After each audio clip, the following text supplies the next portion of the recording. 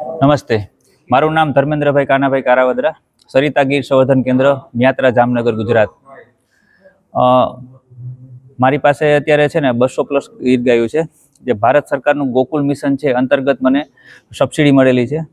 હું પહેલાં એક નાનો ગોપાલક હતો, પછી ભારત સરકારના સપોર્ટથી અત્યારે 250+ ગીર ગાયું છે અત્યારે, અને એનું સંવર્ધન કરું છું. અને બ્રીડ મલ્ટિપ્લિકેશન પ્રોજેક્ટ મારફત અત્યારે હું ઘણું સરસ કામ કરું છું. આદિવાસી મહિલા જે ઓર્ગેનિક ખેતી કરતી હોય એને મેં 80 વાછડિયું પ્રોવાઈડ કરી છે, મારા તરફથી ગિફ્ટ કરી છે. અને ગયા 8 તારીખે મને દિલ્હીથી ફોન આવ્યો મોદી સાહેબના ત્યાંથી કે આપની સાથે મોદી સાહેબ સંવાદ કરવા માગે છે. આપ 11 તારીખે દિલ્હી પૂસા જે કૃષિ યુનિવર્સિટી છે ત્યાં આપણે સાથે સંવાદ કરશે. એટલે મેં તો કાંઈ વાંધો ને, અમે આવી જશું. ટોટલ વ્યવસ્થા ભારત સરકાર કરશે તમારે આવવા જવાની. મેં સરસ.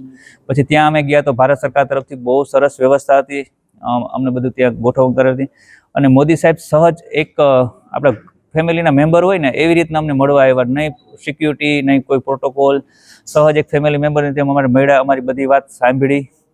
અને એક ખેડૂતને શું જરૂરિયાત છે એના વિશે આખો સંવાદ કરીને ખેડૂતની જરૂરિયાતો વિશે અમને સલાહ સૂચનો આપ્યા, અમારા ફિલ્ડમાં અમારે શું કરવું જોઈએ. એટલે અમને એક નવો જોશ ને ઉત્સાહ મળ્યો કે આપણે સરકાર આટલો સપોર્ટ કરે છે અને અમે અહીંયા નાનકડા ગામડામાં આટલું કામ કરીએ છીએ, એ પણ આપણી સરકાર ત્યાં રહીને નોંધ કરે છે અને અમને ત્યાં બોલાવીને આટલો સપોર્ટ આપે છે.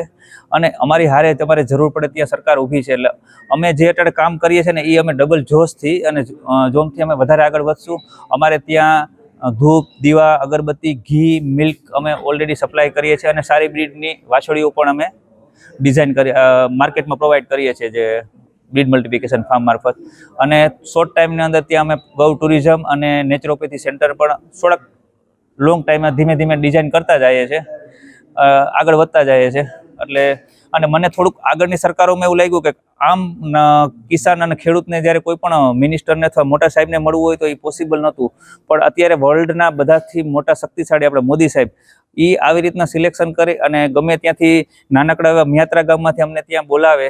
એટલે એક આપણા માટે એક ગૌરવની વાત કહેવાય કે આપણે આવા પીએમ મળ્યા છે અને ખેડૂત માટે હિતલક્ષી આવા નિર્ણયો લે છે અને આવો સપોર્ટ આપે છે. આભાર ભારત સરકારનો.